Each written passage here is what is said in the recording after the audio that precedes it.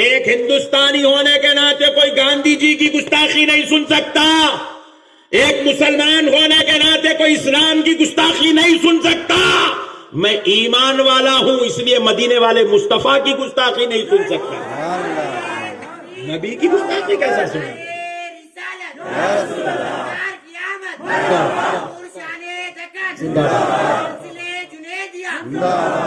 حضور کی گستاخی کیسا سنیں گے بھائی؟ نعوذ باللہ، حضور ہماری جان ہے میرے بھائی۔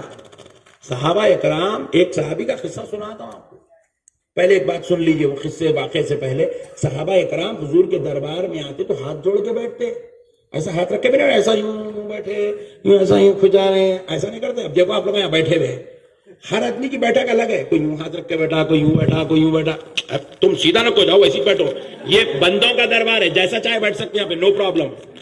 تم نہ سیدھے سیدھے ہو جا رہے، ایسا نہیں ہے، ایسا بیٹھتے بیٹھو تم، اپن دونوں برابر ہے۔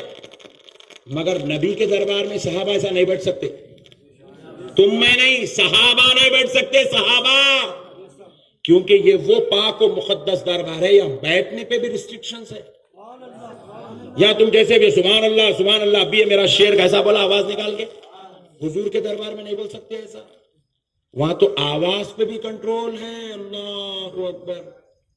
حضرت عمر جیسے شخص جلیل القدر صحابی، وہ بھی اتنی دھیمی آواز سے بات کرتے تھے، حضور کو بار بار پوچھنا پڑتا تھا، عمر تم کیا بول رہے ہو؟ اللہ اکبر۔ آواز نکالنے میں صحابہ ڈرتے تھے میرے بھائی، ایسا ادب تھا۔ یہ شان تھی میرے آقا صلی اللہ علیہ وسلم کے دربار کی۔ حضرت عمر کے تعلق سے آپ ان کی سیرت پڑھیں تو آپ کو پتا چلے گا، پوری زندگی حضرت عمر حضور کے سامنے مانڈی ڈال کے نہیں بیٹھے، جیسے ہمارے مولانا بیٹھے، دیکھیے مانڈی ڈال کے بیٹھنا بولتے اس کو حیدرآبادی زبان میں۔ پوری زندگی میں، ایک آدھ بار نہیں، پوری لائف، پوری زندگی حضرت عمر سے زیادہ قریب کون رہا رسول اللہ کے؟ سرکار عمر رضی اللہ تعالیٰ نے پوری لائف میں کبھی مانڈی ڈال کے نہیں بیٹھے حضور کے سامنے۔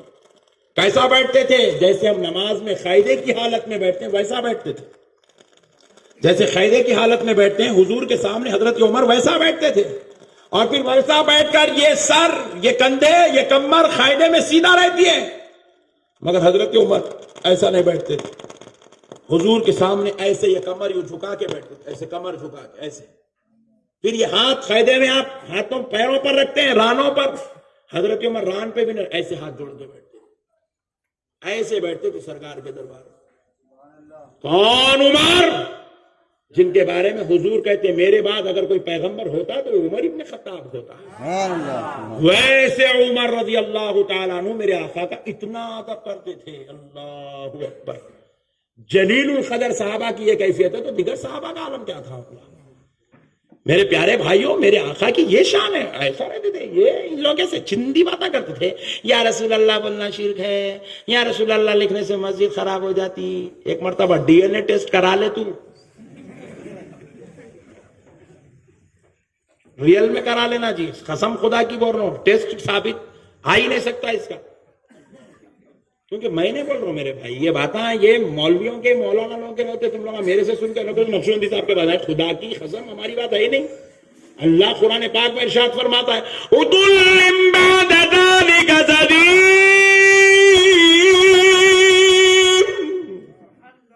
مولا فرماتا ہے حرام کا نطفہ ہے وہ، زمین حرام کا نطفہ، اپنے باپ کی اولاد نہیں، بازو والے کی اولاد، پڑوسی کی اولاد ہے وہ، کسی اور کی اولاد ہے وہ۔